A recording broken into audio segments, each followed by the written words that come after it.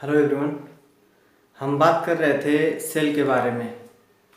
और सेल के बारे में हमने बता दिया था कि इसकी खोज सर्वप्रथम रॉबर्ट हुक ने किया था 1665 ईस्वी में, जो कि एक ब्रिटिश वैज्ञानिक थे। और उन्होंने जिस कोशिका को खोजा था वो एक निर्जीव कोशिका थी। उसके बाद आए ल्यूवेनहॉक और उन्होंने सजीव कोशिका की खोज की। फिर स्लाइडेन और स्वान ने कोशिका सिद्धांत प्रतिपादित किया। उसी कड़ी में हम आगे बताए थे कि इसको जो कोशिका है सेल, इसको दो भागों में बांटा था। और पहले भाग को हमने प्रोटेक्टेड लेयर, सुरक्षात्मक आवरण, तथा दूसरे भाग को हमने बताया था प्रोटोप्लाज्म, जीव द्रव्य। सुरक्षात्मक आवरण में हमने जो सेल वॉल है, कोशिका भित्ति, सेल मेम्ब्रेन, कोशिका झिल्ली, इसके बारे में बताया था कि सेल वॉल जो होता है ये कोशिका का सबसे बाहरी आवरण होता है और यह केवल प्लांट सेल में पाया जाता है। ये पौधों में ही पाया जाता है।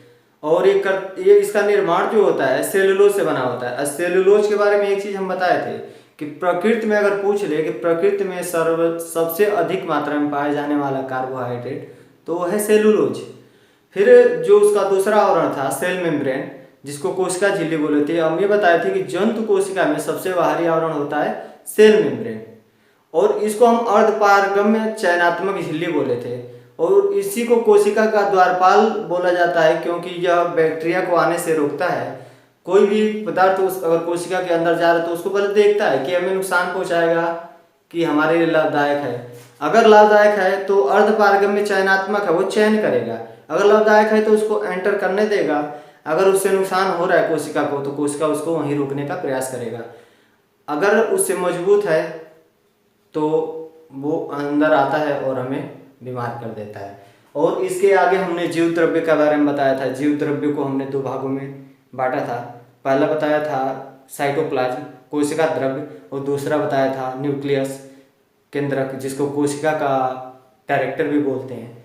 और इसके आगे हम कोशिका जो द्रव्य है इसको हम आज पढ़ेंगे। कोशिका द्रव्य के अंग कि जो कोशिका द्रव्य है, कोशिका द्रव्य में कौन कौन से कोशिकांग पाए जाते हैं और इनके कार्य क्या हैं।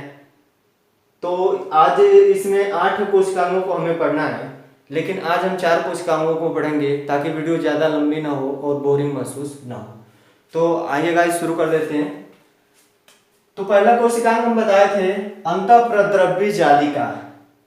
अंतःप्रद्रव्य जालिका, इसको एंडोप्लाज्मिक रेटिकुलम बोलते हैं इंग्लिश में, एंडोप्लाज्मिक रेटिकुलम। इसकी खोज जो थी अंतःप्रद्रव्य जालिका की खोज पोर्टर नामक वैज्ञानिक ने किया था।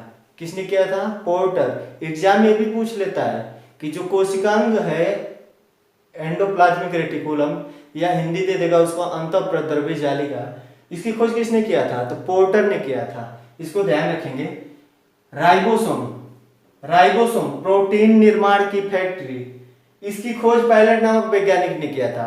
और इसका जो डेट है 1955 ईस्वी मैंने लिख दिया है, लेकिन ये एक्यूरेट डेट नहीं होता है, क्योंकि जब ये खोज कर रहे थे इन वैज्ञानिकों के, बहुत से ऐसे वैज्ञानिक है जिनका मतभेद है।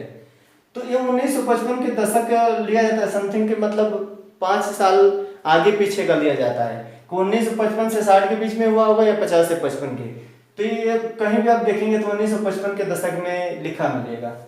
तो वो मैटर नहीं करता है, क्योंकि ये जो कंफ्यूजन है ये सब पूछता नहीं है। इसमें पूछ लेगा तो पूछेगा कि इसकी खोज किसने किया था राइबोसोम की।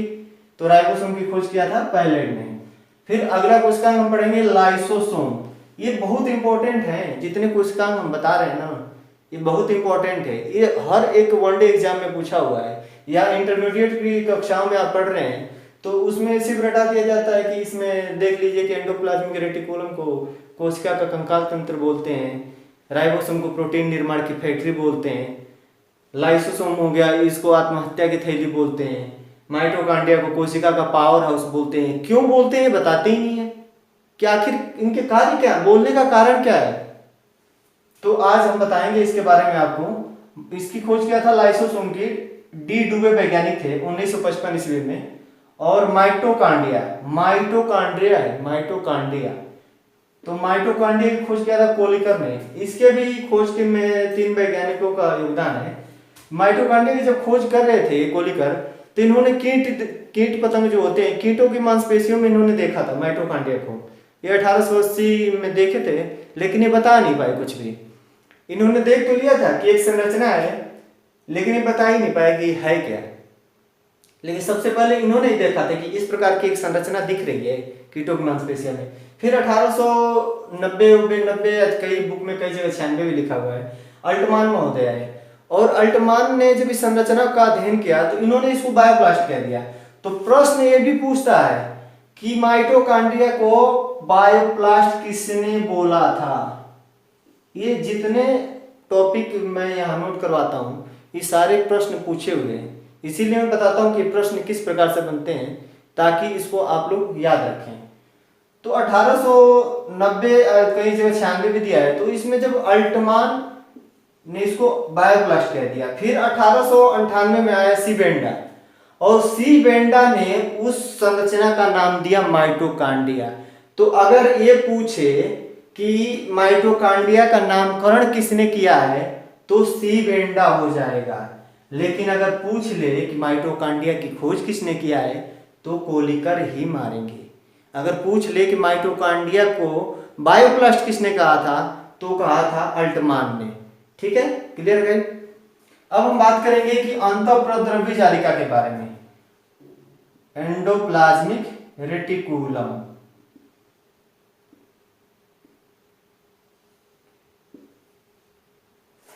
अंतःप्रद्रव्य जालिका, इसको शॉर्ट में लिखते हैं एंडोप्लाज्मिक रेटिकुलम। इसके बारे में हम जानेंगे। अंतःप्रद्रव्य, यहां नहीं, इसको यहां लिखते हैं एंडोप्लाज्मिक रेटिकुलम। ये जो अंतःप्रद्रव्य जालिका है, अंतःप्रद्रव्य जालिका की खोज पोर्टर ने किया था, और इसे कोशिका का कंकाल भी बोलते हैं। कोशिका का कंकाल तंत्र, कंकाल तंत्र, कंकाल तंत्र। कंकाल तंत्र के बारे में आप जानते हैं कि जो भी किसी भी अगर जीव में अगर कोशिका है तो कोशिका करती क्या है, उसके आकार का निर्धारण करती है। सॉरी, कोशिका नहीं, कंकाल। जो कोशिका में जो कंकाल पाया जाता है या किसी भी बॉडी में, चाहे ह्यूमन बॉडी हो या कोई जंतु हो, कोई जानवर है, तो उसमें जो कंकाल होता है, कंकाल करता क्या, उसके ढांचे का निर्माण करता है। उसके शरीर की बनावट कैसी होगी ये कंकाल पे डिपेंड करेगा। अगर हमारे शरीर से कंकाल जो है सबको निकाल दिया जाए तो हमारा शरीर रक्त और मांस का एक लोथड़ा बन जाएगा। तो ये कंकाल करता क्या है, स्ट्रक्चर, एक ढांचा प्रदान करता है। तो इसको कोशिका का कंकाल तंत्र बोलने का कारण क्या है, इसको हम समझेंगे। तो ये जो गाइस ये हमने बताया है, ये कोशिका का बीच का हिस्सा होता है केंद्रक, और जो एक सिरा जो है सेल मेम्ब्रेन से लगा हुआ, देखिए इसका एक सिरा सेल मेम्ब्रेन से और दूसरा सिरा केंद्रक से। इधर भी एक सिरा सेल मेम्ब्रेन और एक केंद्रक, चारों तरफ से लगा होता है, और इसको खींच के टाइट रखता है। कंकाल करता क्या है, ये आकार प्रदान कर रहा है। अगर इसको ऐसे अगर आकार प्रदान नहीं करता तो ये क्या होगी, कोशिका चिपक जाएगी। तो इसमें जितने कोशिकांग है, अगर मान चलिए कोशिका ऐसे हो गई, ऐसे हो गई, चिपक गई, कंकाल नहीं है इसमें, यहाँ केंद्रक है, जगह बचेगा नहीं। अब सोचिए यहाँ माइटोकॉन्ड्रिया फंस गई, माइटोकॉन्ड्रिया एक है, यहाँ है, राइबोसोम यहाँ है। तो अगर जरूरत पड़ी राइबोसोम की यहाँ जाने की, प्रोटीन हमें देना है कोशिकांग के इस भाग को, ऊपरी भाग को, जबकि राइबोसोम फंसा हुआ है यहाँ पे, माइटोकॉन्ड्रिया यहाँ है, हमें ऊर्जा चाहिए यहाँ पे साउथ वाले भाग में, तो ऊर्जा कहाँ से मिलेगी। इसीलिए कंकाल एक करता क्या, ईपीआर जो एंडोप्लाज्मिक रेटिकुलम है, इसको आकार प्रदान करता है ताकि ये चिपके ना। इस यही कारण है कि इसको कोशिका का कंकाल तंत्र बोलते हैं। अब इसके दो भागों को, इसको दो भागों में बांटा जाता है। एक को बोलते हैं स्मूथ एंडोप्लाज्मिक रेटिकुलम, एक को बोलते हैं रफ खुरदुरी एंडोप्लाज्मिक रेटिकुलम। अब सोचेंगे कि ये क्यों बता रहे हैं, तो ये बता रहे हैं क्योंकि इसी रफ वाले, स्मूथ का मतलब होता है चिकनी सतह वाला, अंतःप्रद्रव्य जालिका, स्मूथ का मतलब होता है चिकना, और रफ का मतलब खुरदुरा, खुरदुरी सतह वाला अंतःप्रद्रव्य जालिका। इसी खुरदुरी सतह वाले अंतःप्रद्रव्य जालिका पर ही राइबोसोम, जिसकी खोज पायलट ने किया था, ये राइबोसोम के कण इसी रफ एंडोप्लाज्मिक रेटिकुलम की सतह पे क्या होते हैं, ये पाए जाते हैं। और ये जो राइबोसोम है, ये राइबोसोम, इसी राइबोसोम में क्या होता है, प्रोटीन का निर्माण होता है। जब प्रोटीन का निर्माण होता है, राइबोसोम को क्या बोलते हैं, प्रोटीन निर्माण की फैक्ट्री। अगर ये पूछ दिया जाए कि प्रोटीन का निर्माण कहाँ होता है, तो राइबोसोम में, लेकिन ये बोल दे कि प्रोटीन का निर्माण करता कौन है, तो आप लोग जवाब देंगे फटाक से कि राइबोसोम, लेकिन गलत है। प्रोटीन का निर्माण राइबोसोम नहीं करता है। राइबोसोम केवल एक जगह प्रदान करता है। फैक्ट्री में होता क्या, देखिए कोई फैक्ट्री बन गई, ध्यान दीजिएगा, कोई फैक्ट्री है, अगर आप फैक्ट्री डाल दिए, अगर इसमें कुछ मशीन वशीन सब लगी पड़ी है, ठीक है, सब लगी है, इसमें कोई प्रोडक्ट जाए नहीं, तो ये फैक्ट्री से बाहरी ढांचा है, इसमें मशीन लगा के छोड़ दी है, मशीन है जगह जगह, इसमें कोई हम पदार्थ डालेंगे नहीं, इसको कोई चलाएगा नहीं, तो हो जाएगा प्रोडक्ट का निर्माण, नहीं होगा। तो ये करता क्या है, राइबोसोम क्या करता है, सिर्फ क्या करता है, एक स्थान प्रदान करता है, मतलब प्रोटीन निर्माण के लिए एक स्थान देता है, इसीलिए इसको प्रोटीन निर्माण की फैक्ट्री बोलते हैं। ये सिर्फ स्थान प्रदान करता है प्रोटीन निर्माण के लिए, इसीलिए इसको फैक्ट्री बोलते हैं। जबकि प्रोटीन का निर्माण आरएनए करता है, वही आरएनए, डीएनए आरएनए वाला, डीएनए के आदेश पे आरएनए करता है। तो अगर कभी प्रश्न पूछे कि प्रोटीन का निर्माण कौन करता है, प्रोटीन के निर्माण की फैक्ट्री राइबोसोम, लेकिन प्रोटीन का निर्माण कौन करता है, तो डीएनए के आदेश पे आरएनए करता है। अब गाइस इसको हम समझेंगे थोड़ा डिटेल में कि आखिर कैसे होता है, ये निर्माण की प्रक्रिया होती कैसी है। तो देखिए यहाँ पे कोशिकांग में हमें जरूरत हो गई किसकी, प्रोटीन की। प्रोटीन को हम क्या बोलते हैं, अमीनो एसिड। पहले हम बता चुके हैं पिछले वीडियो में कि हमारे शरीर कार्बोहाइड्रेट को नहीं पहचानती, ग्लूकोज को पहचानती है, इसीलिए एंजाइम क्या करते हैं, इस कार्बोहाइड्रेट को ग्लूकोज में परिवर्तित करते हैं, उसी को हमारी कोशिका पहचानती है। और प्रोटीन को नहीं पहचानती है, अमीनो एसिड को पहचानती है, इसीलिए प्रोटीन को एंजाइम क्या करते हैं, अमीनो एसिड में परिवर्तित करते हैं। इसीलिए हमारी कोशिका क्या चाहिए, अमीनो एसिड चाहिए, ग्लूकोज चाहिए, फैटी एसिड चाहिए, इस चीज का ध्यान रखेंगे। तो ये होता क्या है कि जैसे हमारी कोशिका को प्रोटीन की आवश्यकता हो गई, तो कोशिका क्या करेगी, अब यहां से न्यूक्लियस के द्वारा मैसेंजर जाएगा डीएनए के पास और बोलेगा इसको कि भाई कोशिका को क्या चाहिए, प्रोटीन चाहिए।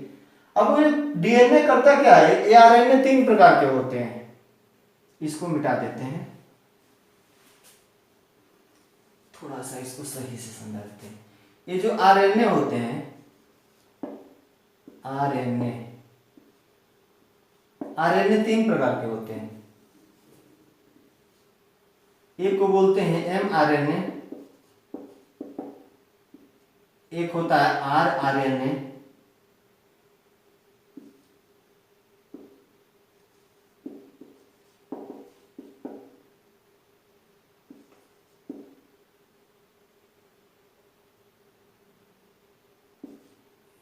स्मॉल होता है, और एक होता है T R N A.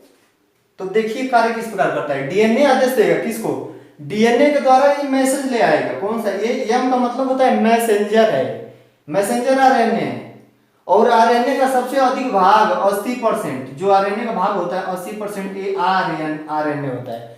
Are का मतलब होता है राइबोसोमल, राइबोसोमल आरएनए।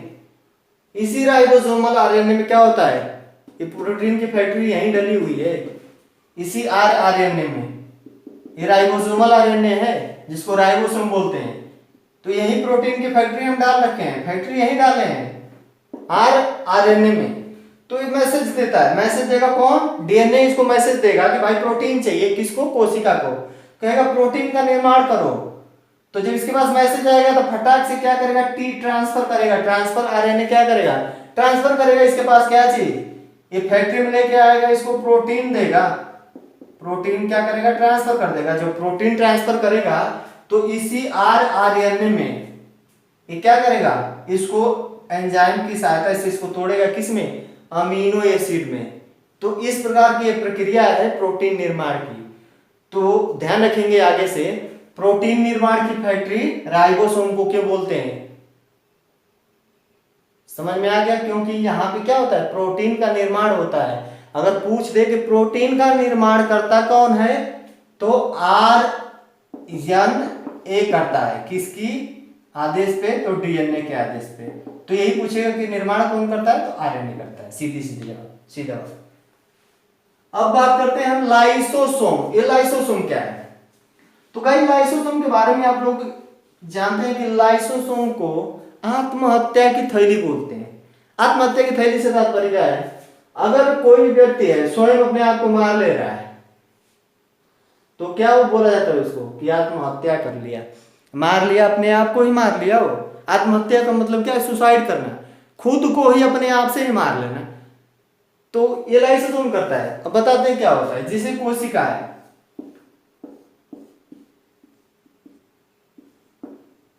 अब ये कोशिका में हम बता दें कि ये जुड़ा हुआ है, यहाँ पे क्या है, लाइसोसोम घूम रहा है। इस लाइसोसोम में क्या होता है, तीव्र एंजाइम भरे होते हैं।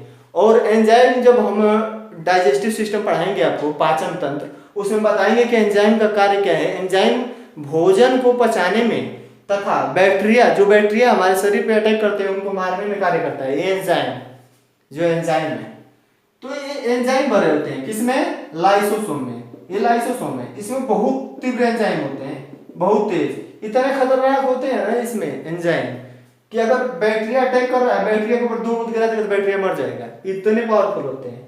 तो होता क्या है, जैसे बैक्टीरिया एंटर कर लिया, अब बैक्टीरिया यहाँ आया, ये करेगा क्या कि इसमें से पहले 2 बूंद गिरा देगा इसके ऊपर, 1-2 बूंद गिराएगा, बैक्टीरिया भाई नहीं मर गया तो ठीक है, कोई दिक्कत नहीं। अगर नहीं मरा तो प्रॉब्लम क्रिएट करेगा। भाई मजबूत बैक्टीरिया है, वायरस है, समझ लीजिए कोरोना का वायरस घुस गया, कोरोना वायरस आ गया इसमें। अब इसने इसमें 2 नहीं 10 बूंद गिरा दिया, इसको कोई फर्क ही नहीं पड़ रहा है क्योंकि कोरोना का वायरस है। भाई कह रहा है कि मैं मरने वाला नहीं हूं, तो कितना बूंद गिरा दे, फिर ये परेशान हो जाएगा, कहेगा कि हम रहे या न रहे। इसका ये सिद्धांत पे काम करता है। जैसे हम कहते हैं ना कि हम रहे या न रहे, लेकिन यह देश रहना चाहिए, तो इसका भी सिद्धांत ये है, हम रहे या न रहे इससे कोई फर्क नहीं पड़ता है, लेकिन ये कोशिका जो है, सेल है, ये सुरक्षित रहनी चाहिए। ये करेगा क्या, अपने बाहरी आवरण को गला लेगा, खुद से ही बाहरी आवरण को गला लेगा, मतलब ये अपने आप को मार रहा है। और जब अपने आप को मारेगा, गला देगा, तो पूरा का पूरा एंजाइम इस पे गिर जाएगा। पूरा का पूरा एंजाइम खुद को मार के, जितना एंजाइम भरा है सबको क्या करेगा, इस पे गिराएगा कि हम मर रहे हैं, कोई दिक्कत नहीं है, लेकिन ये भी बचना नहीं चाहिए। लेकिन कोरोना है, ये तो कोरोना वायरस, ये मरने वाला नहीं है। अगर ये कम सक्रिय है तो मर जाएगा, लेकिन ज्यादा पावरफुल है तो नहीं मरेगा। और यही हमारी कोशिकाओं को क्षतिग्रस्त करता है। तो वो तो अब बात की घड़ी है, लेकिन हम ये जान रहे थे, ये समझ रहे थे, हमें तो ये समझना था कि लाइसोसोम को आत्महत्या की थैली क्यों कहते हैं। तो गाइस यही कारण है कि जब ये खुद को ही मार ले रहा है, ये थैली है, क्योंकि इसकी संरचना एक थैली में वहां होती है, और जब ये खुद को ही मार रहा है तो ये इसको आत्महत्या की थैली बोलते हैं। अब क्यों मार रहा है ये बता ही दें आपको। अब आ जाते हैं माइटोकांड्रिया। माइटोकांड्रिया को कोशिका का पावर हाउस कहते हैं। पावर हाउस मतलब समझ रहे हैं ना, पावर हाउस, ऐसा हाउस जिसमें बहुत पावर उत्पन्न हो रहा है, जनरेट हो रहा है। पावर हाउस देखे होंगे ना, बिजली घर का पावर हाउस होता है, जहां से इलेक्ट्रिसिटी क्या होती है, डिस्ट्रीब्यूट की जाती है। तो इसको कोशिका का पावर हाउस बोलते क्यों है, तो ये जो संरचना होती है, कुछ इस प्रकार की संरचना होती है जैसे हमने बना रखा है। इसमें एक संरचना होती है जिसको हम क्रिस्टी बोलते हैं। इसी क्रिस्टी में ऑक्सीसोम पाया जाता है। इसी ऑक्सीसोम पे एफ कण होते हैं, एफ कण, और इसमें डीएनए भी होता है, इसमें डीएनए भी होता है। तो एफ कण करते क्या है, एफ कण जब हम ऑक्सीजन लेते हैं, तो पहले हम बताए थे कि हमारे शरीर में जब ऊर्जा चाहिए तो ऊर्जा के लिए एडिनोसिन ट्राइफॉस्फेट एटीपी का निर्माण होता है। यही क्या है? ऊर्जा है। हमें कार्य करने के लिए एटीपी चाहिए, और एटीपी करता है कि कैसे मिलता है कि ग्लूकोज जो जाता है, हमारी कोशिका ग्लूकोज को पहचानती है, ग्लूकोज को, और ग्लूकोज पे जब ऑक्सीजन से विखंडन किया जाता है, जब ऑक्सीजन से ग्लूकोज को तोड़ा जाता है तो हमें मिलती है क्या चीज? एटीपी, ऊर्जा मिलती है। तो ऊर्जा चाहिए, तो यहां जब ऑक्सीजन आएगा एफ कण पे, तो ऑक्सीजन क्या करेगा? इसमें ग्लूकोज आता है, यहाँ ग्लूकोज रहेगा, और जब ऑक्सीजन और ग्लूकोज मिलेगा तो इसको तोड़ देगा, ऑक्सीजन ग्लूकोज को, अब तोड़ के एटीपी का निर्माण कर देगा।